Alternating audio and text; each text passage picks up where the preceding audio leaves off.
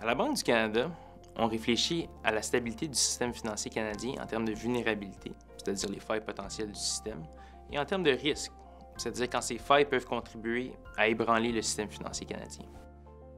On s'intéresse actuellement à deux vulnérabilités qui touchent le secteur du logement: le fort endettement des ménages et les déséquilibres sur le marché du logement, comme la hausse insoutenable du prix des maisons. Les gens peuvent souvent faire face à ces vulnérabilités pendant longtemps, mais un choc économique, comme une profonde récession, pourrait déclencher une chaîne d'événements néfastes. On pourrait assister à une hausse brutale du chômage et beaucoup de ménages se retrouveraient dans une situation difficile, surtout ceux qui sont très endettés. Ils pourraient avoir du mal à effectuer les paiements sur leurs dettes. Certains ménages seraient incapables de rembourser leurs prêts, ce qui nuirait aux prêteurs, comme les banques et les sociétés de fiducie.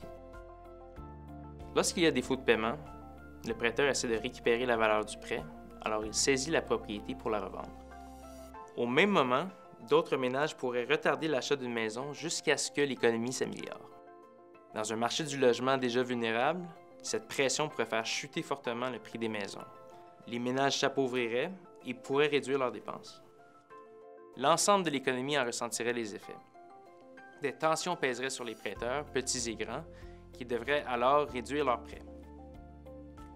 La bonne nouvelle, c'est que d'après les simulations de crise, les grandes banques canadiennes seraient en mesure de faire face à d'importantes baisses du prix des maisons. Par contre, il y aurait des répercussions importantes sur l'ensemble de l'économie et du système financier. Voilà pourquoi la Banque du Canada surveille régulièrement les risques et vulnérabilités et les décrit dans la revue du système financier.